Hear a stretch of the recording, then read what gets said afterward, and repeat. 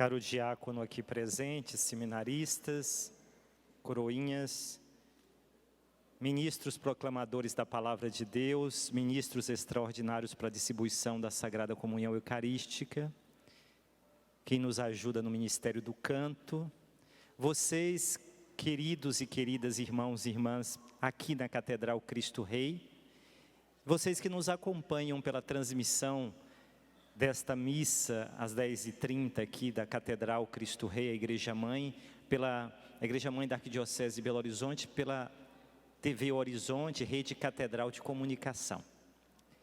Mais uma vez nos reunimos ao redor da mesa da palavra e da mesa da Eucaristia, neste tempo rico em profundidade, o tempo quaresmal. Tempo que nos prepara para celebrar o maior acontecimento litúrgico da nossa igreja, o mistério pascal, a paixão, morte e ressurreição de nosso Senhor Jesus Cristo. Segundo domingo da quaresma. Nesse segundo domingo, meus irmãos e minhas irmãs, é comum escutarmos no Evangelho a chamada narrativa da transfiguração do Senhor. Aquele episódio onde Jesus, num alto monte, na presença de Pedro, João e Tiago, modifica sua aparência, transfigura. Todos os evangelhos sinóticos, Mateus, Marcos e Lucas, transmitem este episódio.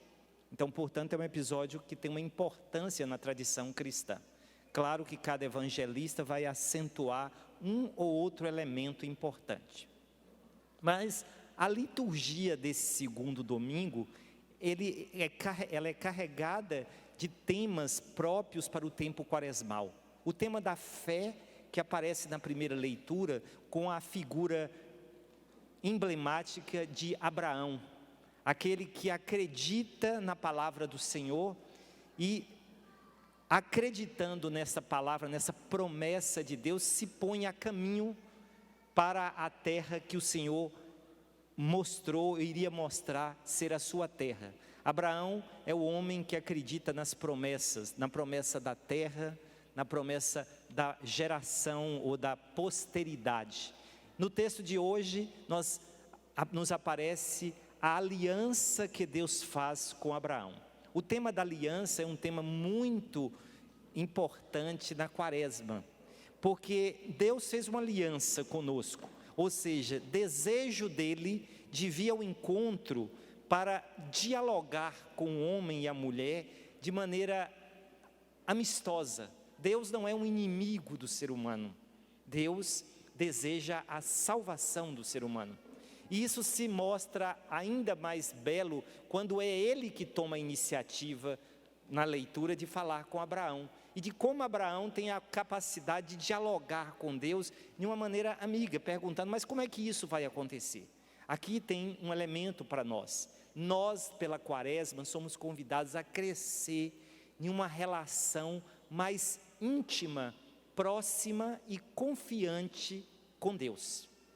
Às vezes, a catequese nos ensinou um Deus muito distante, muito formal, onde parece que a gente tem que ter mais temor e terror do que confiança. É claro que a relação nossa com Deus é sempre uma relação de nós que somos tão pequenos e frágeis com esse Deus imenso, e isso causa em nós de fato um certo temor ou terror, como aqui mesmo fala que Abraão sentiu. Mas a capacidade de saber que esse Deus cuida, vem ao nosso encontro, quer saber o que acontece conosco e mais, promete a felicidade, promete algo maior para nós. Esta aliança, ou essa teologia da aliança, vai passar por toda a Bíblia, desde o Gênesis até o Apocalipse. E ela tem um ápice quando Deus faz a nova e eterna aliança. Aquilo que daqui a pouco nós vamos celebrar quando Jesus diz, o cálice da nova e eterna aliança. Deus nunca quebra essa aliança. Ele é sempre fiel, mas nós, na maioria das vezes, somos sempre infiéis. Aí é onde entra o pecado. O pecado é a infidelidade, é a negação desta oferta da graça que o Senhor nos faz. nós preferimos os nossos caminhos, as nossas verdades, as nossas ideias. Mas Deus continuará durante toda a Bíblia, através dos profetas. Basta ver na teologia profética.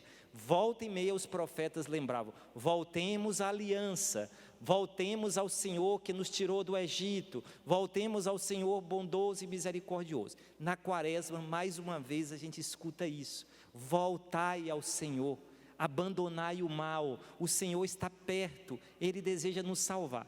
Tanto que nós vamos escutar isso para que lá na noite de Páscoa a gente acenda uma velinha e refaça a nossa aliança com Deus, renovando as promessas do nosso batismo. O batismo é uma participação especialíssima na aliança que Deus fez, aliança salvadora para toda a humanidade. A quaresma nos recorda que Deus quer-nos para Ele, sempre. E Ele vai fazer de tudo para que a gente não escape deste amor, até meio que doido dele, né? Porque a gente faz tanta coisa para Ele dizer, podia desistir, mas Ele não desiste de nós. Nós é que às vezes achamos que não merecemos muito, que não. A porta da salvação está escancarada. Escancarada, nunca fechada. A não ser, agora eu não posso dizer a mesma coisa do nosso coração, duro, insensível, e muitas vezes Deus tem que bater umas 5, 6 vezes para ver se consegue uma frestinha para entrar. A aliança, um tema de hoje, aliança que passa pela fé. Precisamos acreditar nas promessas de Deus. Ele não promete o mal para nós, Ele promete a vida e a salvação. Tanto que eu admirei e assim cantei e rezei quando nossa irmã Jordana estava salmodiando. Olha que beleza o salmo: o Senhor é minha luz e salvação, o Senhor é a proteção da minha vida. De quem eu terei medo? Quem eu temerei? O Senhor ouve a voz do meu apelo, atende-me com compaixão. Veja a confiança do salmista, de como Abraão perceber que Deus não está tão distante. É Ele luz, é Ele salvação, é Ele que não esquece e não me deixa abandonado. Eu sei que a bondade do Senhor, a bondade do Senhor, a bondade do Senhor eu hei de ver na terra dos viventes. Precisamos aprender a relacionar com mais confiança com Deus. Ele não é inimigo do ser humano. Ele fez uma aliança, renovou essa aliança que é eterna. Muito bem. Esta aliança tem o rosto da pessoa de Jesus Cristo. Por isso o Pai nos pede hoje: quer viver a felicidade, quer viver o que eu proponho? Escutem o meu filho amado. Jesus sobe a montanha com 3 discípulos. A gente precisa saber que ele acabara de anunciar uma notícia que não causou muita tranquilidade no coração dos discípulos. Ele anunciara que ele estava indo para Jerusalém, e lá em Jerusalém ele iria sofrer da mão dos príncipes, dos principais do seu povo, e iria ser levado à cruz e ia morrer. Ele anunciou, vamos dizer, o fracasso, entre aspas, da cruz. E isso causou, com certeza, muita inquietação nos discípulos. Mas então ele quis dar um sinal de que da cruz chega-se à luz. Esse é um tema bonito, da cruz à luz. A verdadeira fé cristã não para na cruz, mas consegue compreender a luz que brota da cruz. Querem ver uma coisa bela? Quem aqui de vocês já foi em Bom Jesus da Lapa, no santuário, lá onde tem a imagem do Senhor Bom Jesus? Se eu perguntasse na Bahia, eu ia ter uma quantidade maior. Mas muita gente vai. Lá no santuário do Senhor Bom Jesus, naquela gruta bonita que o pessoal canta, a igreja da Lapa foi feita de pedra e luz. Não é assim? Vamos todos visitar o Senhor Bom Jesus. Tem a imagem bela do Senhor Bom Jesus. A imagem é a imagem do Cristo na cruz. Mas ela por trás dela tem uma grande nuvem, ou um sol com raios. Quer dizer que na cruz nós já enxergamos a luz da ressurreição. A cruz de Cristo não é um sinal de derrota, é o sinal maior do amor que Deus tem por nós. Não reservou nada para si, nem o seu Filho deu-nos. E, portanto, somente pela cruz é que vamos compreender a luz e a vida plena. Por isso Jesus não teve nenhum receio de dizer: aquele que quer me seguir, tome a sua cruz. Por isso nós não podemos ser inimigos da cruz, como diz Paulo, criticando alguns da época lá dos filipenses, que achavam que a fé não devia passar por isso. Não, nós sabemos que a cruz é dor, a cruz é sofrimento, a cruz é um mistério até mesmo de aniquilamento, mas naquele dia que nós vamos cantar: salve, ó cruz, do teu lenho brotou o fruto da salvação. Do lenho da cruz veio para nós a prova maior da aliança, aliança traçada nesse sinal que une de novo o céu e a terra. Lembra que quando Abraão conversou com Deus, Abraão pediu para que dividisse os animais no meio. Deus pediu que Abraão dividisse os animais no meio, não foi isso? Colocasse os pedaços um do lado do outro, e Deus passou no meio com seu fogo, para dizer que não há mais separação. Na cruz, o céu e a terra se uniram de novo. A cruz é o caminho para o céu e o abraço de Deus na humanidade. Nós não estamos distantes de Deus. Deus deu-nos a maior prova. Não enviou seu Filho para condenar o mundo, mas para que o mundo fosse salvo por ele. E é esse mistério da cruz que já aparece nessa transfiguração.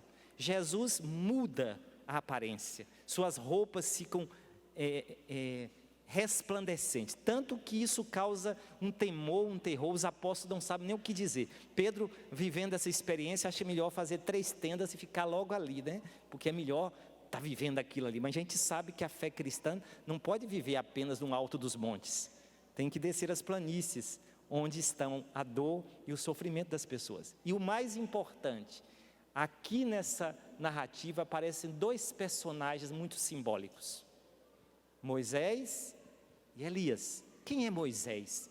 É o representante da lei, é aquele que recebeu a lei de Deus. Quem é Elias? É o representante de todos os profetas. Isso quer dizer que em Jesus, centro, a lei e os profetas se completam. É Ele que nós precisamos escutar, não mais outro. É Ele que revela plenamente a aliança que Deus fez conosco, e é Ele que revela todas as profecias. Nele se cumpre tudo aquilo que são as promessas de Deus. Jesus é a palavra autorizada do Pai. Portanto, meus irmãos, na quaresma, dediquemos mais tempo a escutar o Evangelho de nosso Senhor, a sua palavra viva. Sejamos capazes também de transfigurar a nossa vida, uma vez que nós recebemos do batismo aquela luz, para que nós sejamos luz em Cristo, luz do mundo, para que a nossa vida também possa ser transfigurante ou transfigurada, para que outras pessoas encontrem uma luz, um sentido, uma alegria em nossa existência. Cristo transfigurou para mostrar o que acontecerá com a nossa existência. Como diz o apóstolo Paulo, é a nossa esperança. E assim nós estamos concluindo a nossa reflexão. Quando Paulo diz na sua segunda leitura, aqui na sua carta aos Filipenses, ele vai dizer exatamente isso. Nós somos cidadãos do céu. De lá nós aguardamos o nosso Salvador, o Senhor Jesus Cristo. Ele transformará o nosso corpo humilhado e o tornará semelhante ao seu corpo glorioso. Portanto, nós também seremos transfigurados com o poder que Ele tem de sujeitar todas as coisas. E Paulo termina dizendo algo muito bonito: continuai firmes do Senhor, não desanimemos. Dificuldades, medos, nossas fragilidades, nossos pecados, mas olhemos para Cristo. A luz e o esplendor dele seja para nós ânimo e consolo nos momentos das nossas escuridões. Não desanimemos, continuemos firmes no Senhor, no caminho que Ele nos pede. Continuemos repetindo: o Senhor é minha luz e salvação. De quem eu terei medo? Amém.